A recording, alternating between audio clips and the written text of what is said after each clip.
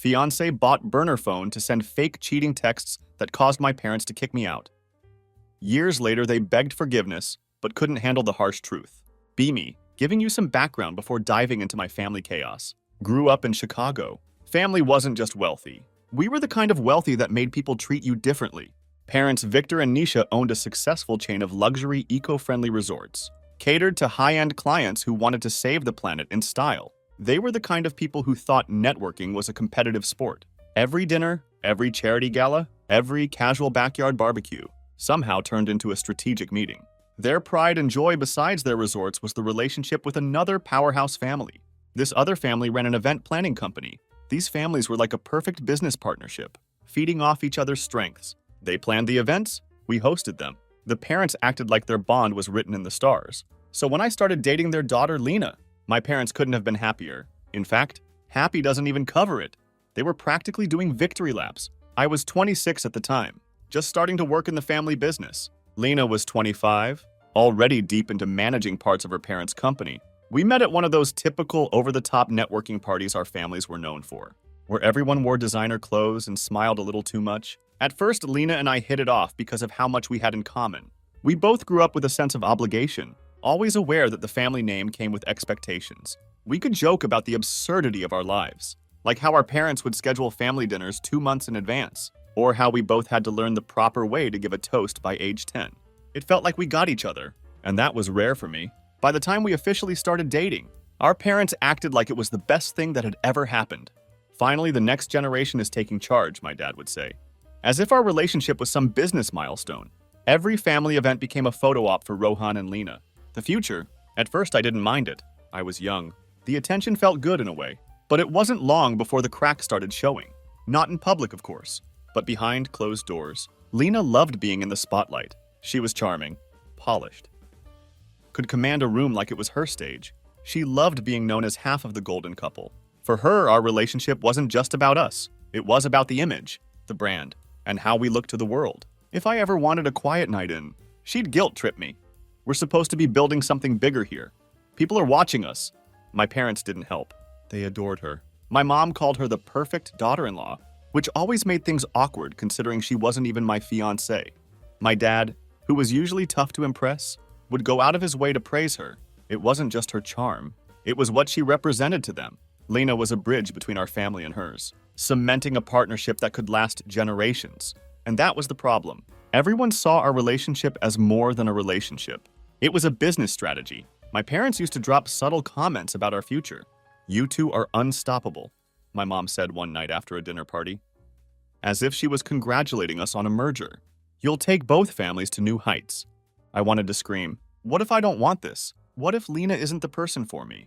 But I didn't. I kept my mouth shut because I knew how much this meant to them.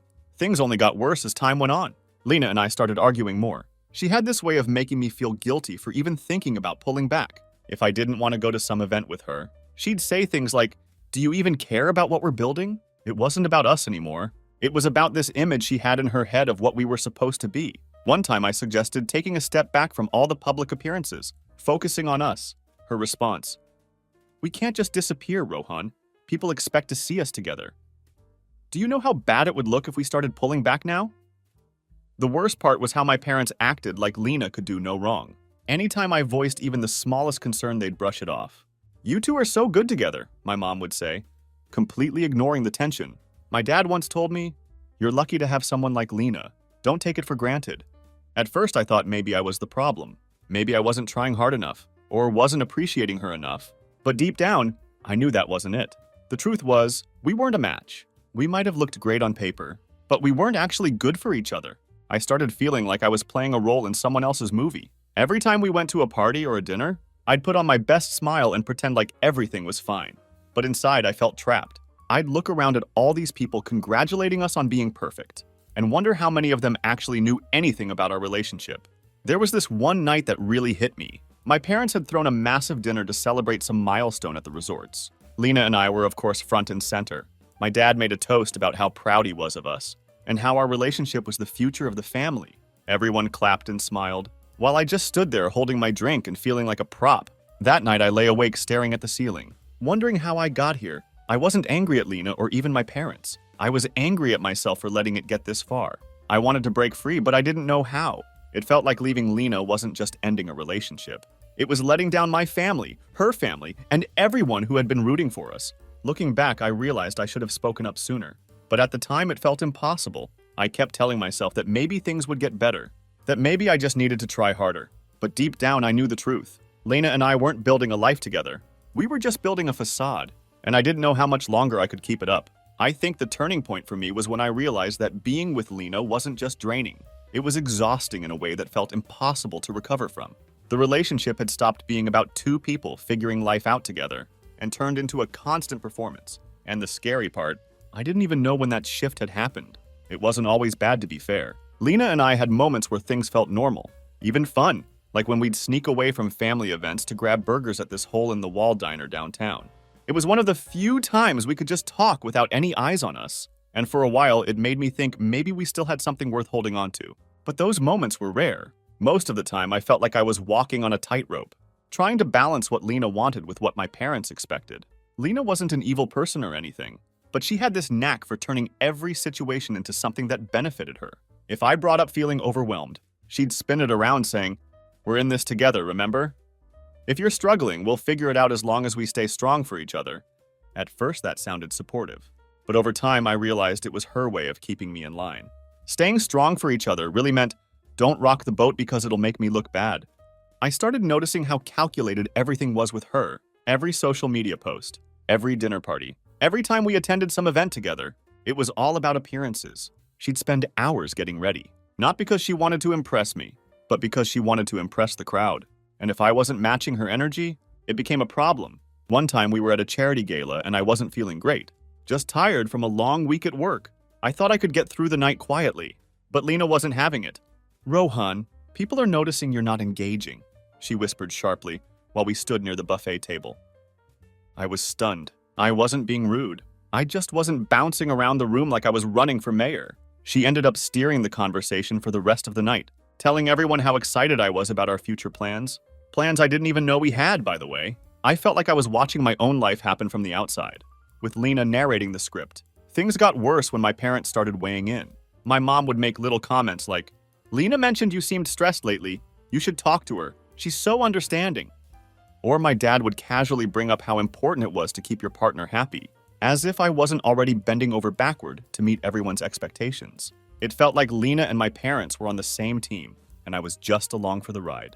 My sister Nia wasn't much help either. She was firmly in Lena's corner, constantly saying how great we were together, and how she wished she had a relationship as solid as ours. Anytime I hinted at being unhappy, she'd wave it off like I was being dramatic. The thing is, I don't think Lena was trying to be manipulative on purpose. She genuinely believed in the idea of us as a power couple. In her mind, we were two ambitious people building something amazing together. But that wasn't the reality. I wasn't building anything. I was just following her lead, nodding along to whatever narrative she created. I remember one night when we were out with her friends. Another one of those double dates where everyone tries to one-up each other with stories about work or vacations. Lena was in her element, laughing and telling some story about how we were planning a trip to Europe. I hadn't even heard about this supposed trip. When her friend asked me about it, I had to scramble to come up with a vague answer. Later, when I brought it up to Lena, she brushed it off. "I was just thinking out loud," she said. "But wouldn't it be great if we did that?" Everyone loved the idea. They think we're so adventurous. It wasn't about actually taking a trip. It was about the image of us as this jet-setting couple. As the months went on, I started feeling more disconnected. Lena didn't notice. Or maybe she did, but she didn't care. As long as the performance continued, I felt like I couldn't breathe. Every day was about putting on a show, whether it was for our families, her friends, or the business community. I started avoiding her when I could, not in an obvious way, but in little ways, working late, canceling plans last minute, or pretending to be too tired for long conversations. At first, I thought maybe I just needed some space to figure things out. But the more space I got, the more I realized how much better I felt without her constant presence. Even when we were together, it felt like we weren't really connecting. She'd talk about some new business opportunity, or a fancy event she wanted us to attend, and I'd nod along, barely paying attention.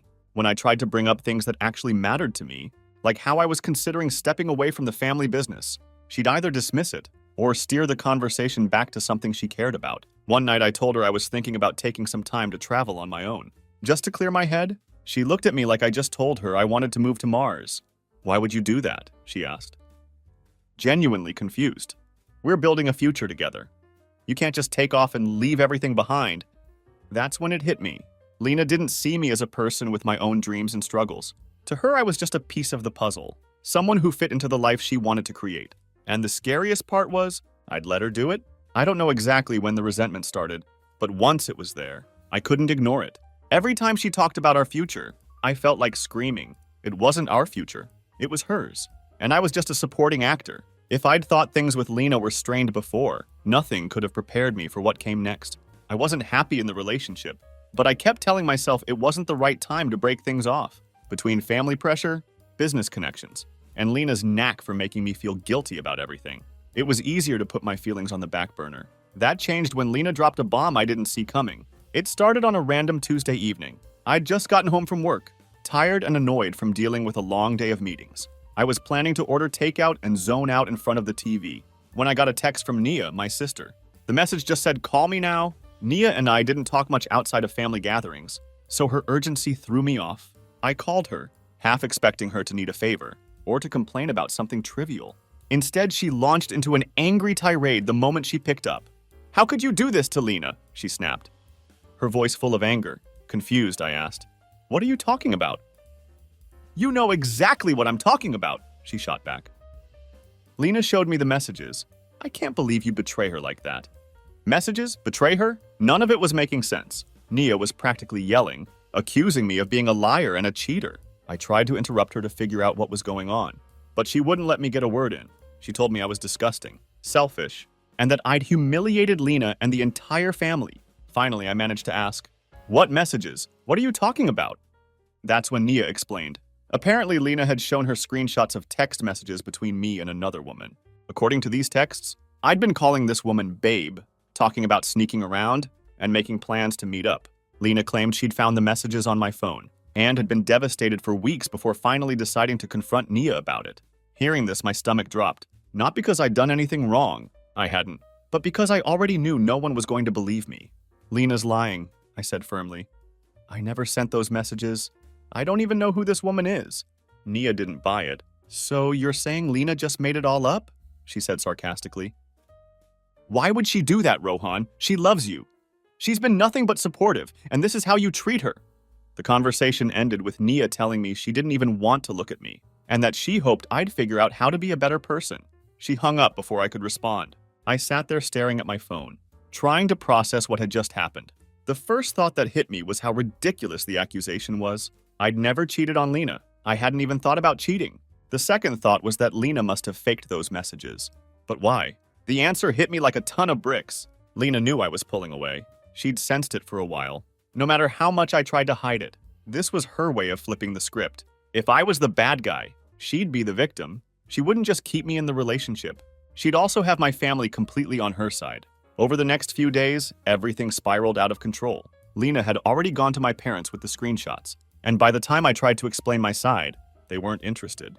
"We raised you better than this," my mom said during a phone call, where she barely let me speak. "Lena is devastated. She's done so much for you, and this is how you repay her. She wouldn't make this up." "We've seen the messages," my dad added. "You need to take responsibility for your actions." It was like talking to a brick wall.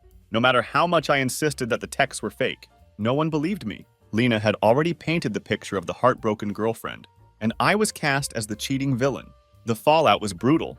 My parents called a family meeting, which was really just an ambush. Lena was there, sitting next to my mom and crying softly, while my dad tore into me. "Do you know what you've done?" he said. "You've embarrassed the family. Do you have any idea how hard it's going to be to fix this?" Every time I tried to defend myself, Lena would wipe away a tear and say something like, "I just don't understand why you'd do this to me." It was like she'd rehearsed the whole thing. My parents ate it up, comforting her while glaring at me like I was the scum of the earth. What hurt the most wasn't even Lena's betrayal. It was my family's reaction. They didn't even give me the benefit of the doubt. They didn't ask questions or try to understand. They just accepted Lena's story and decided I wasn't worth defending. Within a week, I was effectively disowned. My dad told me they couldn't have someone like me tarnishing the family name and jeopardizing their relationship with Lena's family. "It's better for everyone if you stay away," he said. You need to figure out your priorities. I didn't know what hurt more. The fact that my parents believed Lena's lies, or the fact that they were willing to cut me off so easily. Things got even worse when word spread to extended family. Suddenly, I was getting judgmental messages from cousins, aunts, and even family friends. People I barely knew were chiming in, calling me a cheater and a disgrace. One of my aunts posted something passive-aggressive on Facebook about how loyalty and honesty are the foundation of a family. It didn't mention me by name, but everyone knew what she was talking about. The only people who stuck by me were a couple of close friends, who reminded me that the truth would come out eventually. At the time, though, it didn't feel like it would. The worst part was knowing that Lena was walking around playing the victim. While I was left to pick up the pieces, she'd not only ruined our relationship, she'd completely destroyed my standing with my family. And the thing is, getting disowned by your family isn't something you prepare for. It's not like there's a manual titled, How to Rebuild Your Life When Everyone Thinks You're Trash. For the first few weeks, I was in a fog. It felt like I'd been hit by a train, and now I was just wandering the wreckage, trying to figure out which way was up. After the fallout with Lena and my family, I packed up my stuff and left Chicago. I didn't really have a plan, just a vague idea that I needed to be somewhere. Anywhere else? I ended up in Nashville, Tennessee, mostly because I'd visited once for a conference and remembered liking the vibe. It wasn't a flashy move, but at least it was far enough away from the constant reminder of what I'd lost. The first few months were rough. I stayed in a cheap apartment on the outskirts of the city, one of those places where the walls are thin and you can hear your neighbors yelling at each other over reality TV. It wasn't glamorous, but it was mine. And for the first time in a long time, I felt like I had some control over my life. The first priority was getting a job. Back in Chicago, I'd been working in the family business, managing operations for one of our resorts. It wasn't exactly a skill set that screamed, start over in a new city, but I had to make it work. I scoured job boards, sent out countless applications, and went to interviews that felt like they were designed to crush my soul. Eventually, I landed a job in digital marketing. It wasn't glamorous or exciting, but it paid the bills. The first day on the job, I walked into a beige office filled with cubicles and fluorescent lights, and thought, well, this is my life now. At first, I felt like a fish out of water. The work was repetitive, and I didn't know anyone in the office. My coworkers were polite but distant, and I spent most of my lunch breaks alone, scrolling through my phone, and trying not to think about how drastically my life had changed. But slowly, things started to shift. One of my coworkers, Tyler, noticed that I always brought the same sad turkey sandwich for lunch, and invited me to join him and a few others at a taco truck down the street. It became a weekly tradition, and over time I found myself loosening up around them. The job itself wasn't my passion, but it gave me something I desperately needed: structure. I threw myself into it, determined to prove to myself that I could make it on my own. I worked long hours, learned everything I could about the industry, and started to build a reputation as someone who could close deals outside of work. I was trying to figure out who I was without the weight of my family's expectations. Back in Chicago, everything I did felt like it had to serve some bigger purpose, either for the family business or for our image. But in Nashville, no one cared about my last name or what I used to do. I could just be Rohan, this random guy trying to make a life for himself. I started exploring the city on weekends, checking out live music, food trucks, and hiking trails. I wasn't exactly thriving, but I was surviving, and for a while that was enough. About a year into my new life, something unexpected happened. I'd been working late one evening, trying to finish a big presentation, when one of my coworkers mentioned that a friend of his was looking for someone to help optimize data systems for her small business. It wasn't a field I had a ton of experience in, but I figured why not. That small gig turned into something much bigger. I realized I had a knack for consulting, helping businesses streamline their operations and improve efficiency. The work was challenging but rewarding, and it felt good to use my skills in a way that didn't involve catering to my family's expectations. Over the next 2 years, I built a consulting side hustle that eventually became my full-time job. I focused on working with small and mid-sized companies, and before I knew it, I was making more money than I ever had working for my family. In the middle of all this, I met Olivia. She was a graphic designer I'd hired for one of my clients, and from the moment we met, there was something different about her. She wasn't flashy or overly polished like Lena. She was warm, creative, and had this dry sense of humor. That caught me off guard in the best way. We started out as friends, grabbing coffee after meetings, and talking about everything from work to our favorite childhood cartoons. It wasn't long before those coffee dates turned into something more. Being with Olivia felt easy in a way I didn't know was possible. She didn't care about appearances or status. She cared about me, plain and simple. By the third year in Nashville, I was thriving. I had a successful business, a supportive partner, and a life that felt entirely my own. One thing I learned during this time was how to let go of the bitterness. Don't get me wrong, I was still angry about what Lena did and how my family handled it, but holding on to that anger didn't serve me. The more I focused on building my new life, the less I cared about the people who'd let me down. It's funny how much can change when you're forced to start over. If you told me 4 years ago that I'd be living in Nashville, running my own business, and engaged to someone like Olivia, I wouldn't have believed you. But here I was, proving to myself that I didn't need my family's approval or their money to be successful. Starting over wasn't easy, and there were plenty of nights when I felt like giving up, but the result was worth it. Then one afternoon, out of nowhere, my phone buzzed with a number I didn't recognize. Normally, I'd ignore calls like that, but something made me pick it up. Rohan. It was Nia, my sister. We hadn't spoken in years, not since she'd accused me of being the world's worst human. Over those fake cheating texts, hearing her voice felt strange, like opening a door to a room you'd sealed off ages ago. "Hey," I said. Keeping my tone neutral, I wasn't about to roll out the red carpet after everything that had happened. She didn't waste time with small talk. "I need to tell you something," she said, her voice shaky. "About Lena." That was a name I hadn't heard in a while, and honestly, I'd been fine with that. But something in Naya's tone made me pause. She sounded nervous, guilty. I couldn't quite place it. "What about her?" I asked. Nia hesitated, before blurting out, "She lied about everything." I didn't say anything at first. I just let the words sit there, waiting for her to explain. Apparently, one of Lena's close friends, a woman named Kayla, had recently reached out to Nia with some kind of confession. Kayla had found out that Lena had fabricated the entire cheating scandal. She hadn't just photoshopped the texts. She'd also staged fake conversations with a burner phone to back up her story. Kayla had known about it for years, but had kept quiet because she didn't want to get involved. I guess her conscience finally caught up with her. When Nia finished explaining, there was a long silence on the line. I didn't know what to say. On one hand, I wasn't surprised. I'd known the truth all along, but hearing it confirmed like this, by someone who totally stood against me, was somehow satisfying. Nia's voice cracked as she said, "I'm so sorry, Rohan. I didn't know. I didn't want to believe you, but I should have. I should have given you the benefit of the doubt." I didn't respond right away. "I don't even know what to say," I finally told her. "I know I can't undo what happened," Nia said, her tone desperate, "but I needed to tell you the truth. You deserve to know." I wasn't sure if I deserved anything from her at that point. It was hard to feel grateful when the truth had come years too late. The damage had already been done. Later that evening, I told Olivia about the call. She listened quietly, her face a mix of empathy and frustration. "Do you think they'll actually do anything about it?" she asked. I shook my head. "Probably not. My family's not exactly big on admitting they were wrong, and I was right." Over the next few weeks, I didn't hear a word from my parents. Nia had clearly told them what Lena had done. She hinted as much in a follow-up text. But they didn't reach out to me. Not an apology. Not an acknowledgement. Nothing. It was like they didn't know how to handle the truth now that it was out. Instead of owning up to their mistakes, they chose to sweep it under the rug, pretending it had never happened. At first, I was furious. How could they not say anything after everything I'd been through? But as time went on, my anger turned into something else. Clarity.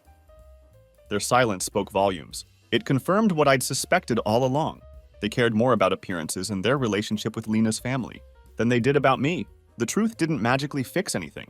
It didn't repair the years of damage or erase the betrayal I'd felt. If anything, it just highlighted how deep the cracks in my family really were. But it also gave me a strange sense of closure. I decided not to wait for an apology that was never going to come. Instead, I focused on the life I'd built in Nashville. Their betrayal was awful, but it also forced me to grow in ways I never would have otherwise. It pushed me to leave the bubble I'd been living in and figure out who I really was. Would I have chosen that path if I'd had a choice? Probably not. But sometimes life doesn't give you options. It just shoves you in a direction and forces you to deal with it. I haven't spoken to Lena since everything went down. And honestly, I don't care to. She's just a chapter in my story. One I'm glad to have left behind. My family stayed where I left them. Quiet and distant. No apologies, no olive branches. Just a whole lot of silence. Then one day, I got an email from Nia. The subject line read, "Kiran's wedding invitation." Kiran is my younger brother. He and I were never super close. But we got along fine growing up. He was always the quiet, agreeable one, which made him my parents' golden child after I got disowned. Reading that subject line, I wasn't sure what to expect. I opened the email, and it was weirdly casual. Nia wrote something like, "Hey, hope you're doing well. I know it's been a while, but Karan is getting married in a couple of months, and we'd love for you to be there. Attached is the invite. Let me know if you can make it. That was it. Just a bland invitation, like I was some distant cousin they hadn't spoken to since a random family reunion. What struck me the most was that Kiran hadn't reached out himself. It was his wedding after all. If he really wanted me there, why couldn't he take 2 minutes to call or text me? Instead, he sent Nia as his messenger, like it was a chore he couldn't be bothered with. At first, I didn't respond. I wasn't even sure if I wanted to, but the more I thought about it, the more irritated I got. After everything that had happened, being disowned, lied about, and completely disregarded, they just expected me to show up as if nothing had happened. A week later, I got a follow-up email from Nia. This one was less casual and more emotional. She said it would mean a lot to the family if I came, that Kiran wanted me there but didn't know how to ask, and that this could be a chance to move forward. That phrase, move forward, really set me off. It's like my family had adopted it as a mantra to avoid accountability. Anytime they didn't want to deal with the past, they'd throw out those words. It wasn't about healing or making amends. It was about saving face. I didn't reply to the second email either. Not long after, my dad called. Seeing his name on my phone screen was surreal. I hadn't heard from him since he told me to stay away, because I was embarrassing the family. Against my better judgment, I picked up, curious about what he'd say. "Rohan," he said, his tone brisk but not unfriendly. "Nia mentioned you haven't responded about Kiran's wedding." I stayed silent for a moment, waiting to see where this was going. "We'd really like you to come," he continued. "It's important for the family's image to be together, and Kiran wants his brother there on his big day." I couldn't help but laugh. "If Kiran wants me there so badly, why hasn't he called me himself?" I asked. There was a pause on the other end. "You know how he is," my dad said. "Brushing it off. He's not great with words." "That's funny," I said, my tone sharper than I intended. "Because he seemed to have plenty of words when he cut me off with the rest of you." My dad sighed like I was the one being difficult. "That was a long time ago, Rohan. Mistakes were made, but it's time to move on." There it was again. Move on. I felt my chest tighten with frustration. "You didn't just believe Lena's lies," I said. "You cut me out completely. And when the truth came out, you didn't even bother to apologize. You can't just call me now and expect everything to be fine because it's convenient for you." He was about to respond, but I cut him off. "You all made it clear a long time ago where I stand in this family. Karan's wedding doesn't change that." I hung up before he could respond. Over the next few weeks, the pressure ramped up. Nia sent me more emails, each one guiltier than the last. Even extended family got involved. Cousins I hadn't spoken to in years messaged me on social media, telling me I was being selfish and needed to let go of the past. One of my aunts called me, saying I was breaking my mother's heart by refusing to come. Things went quiet for a while, too quiet. At first I thought they'd finally accepted my decision, but I should have known better. This wasn't about me or my feelings. It was about the family's reputation. They weren't giving up. They were regrouping. About a week later, my mom called. I almost didn't pick up. As soon as I said hello, she launched into a teary, emotional plea.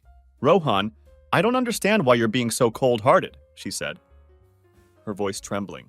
"This is Kiran's big day. Don't you think he deserves to have his whole family there?" Her tone was so dramatic. You'd think I was single-handedly ruining the wedding. I stayed calm and told her the same thing I'd been repeating. "This isn't about Kiran. This is about how I was treated, and no one has even tried to make things right." She sniffled loudly, like she was trying to guilt me into feeling bad. "Anyone could make such mistakes," she said. "Can't we just wipe off the past?" "I've already moved on," I said firmly. "But that doesn't mean I'm going to forget how I was treated." She tried to cut in, but I didn't let her. Now, years later, you expect me to show up for the sake of appearances? I'm not doing that. I've built a life for myself, and I'm happy. I'm not going to pretend like everything's fine just because it's convenient for you. There was a long silence on the other end of the line. Then, in a softer voice, she said, "You don't understand how hard this has been for me, Rohan. I just want my family to be whole again." That line stung more than I expected. This wasn't about me. It was about her, and her need to maintain the family's image. If she really wanted to make things right, she would have reached out years ago, or when the truth about Lena came out, not now when they needed me to play the part of the good son. "I'm sorry this has been hard for you," I said, my voice steady, "but it's been hard for me too. And unlike you, I had to go through it alone." She didn't have a response to that, and I ended the call shortly after. A few days later, I got another call, this time from Nia. I almost didn't pick up, but I figured it would be better to rip the bandage off. and deal with whatever she had to say. "You're really not coming to the wedding?" she asked. Skipping the pleasantries. "No, I'm not," I said bluntly. She sighed heavily, like she was carrying the weight of the world. "Do you know how awkward it's going to be if you're not there? People are going to ask questions. They'll notice, and that's supposed to be my problem?" I shot back. "Maybe if you all had treated me with an ounce of respect, we wouldn't be having this conversation." After that, I blocked Nia's number. I didn't want to deal with any more phone calls or guilt trips. The wedding came and went without me, and honestly, I felt fine about it. Olivia and I spent the day hiking at a nearby trail, and then treated ourselves to dinner at our favorite barbecue spot. It was peaceful, and for the first time in weeks, I didn't feel the weight of my family's expectations pressing down on me. Part of me expected the aftermath of the wedding to bring another round of guilt trips, but it didn't. Maybe they'd finally realized I wasn't budging, or maybe they just didn't have the energy to keep pushing. Either way, the silence was a relief. Walking away wasn't easy, but it was necessary, and the more distance I put between myself and my family, the clearer everything became. Olivia has been my rock through all of this. She reminds me that it's okay to set boundaries, even with people who share your DNA. At the end of the day, I've learned that family isn't about blood. It's about the people who show up for you, who have your back no matter what. And for me, that's Olivia, my friends, and the life I've built in Nashville. So no, I didn't go to Karan's wedding. I don't feel bad about it, and I don't regret my decision. My family made their choice a long time ago, and now I've made mine.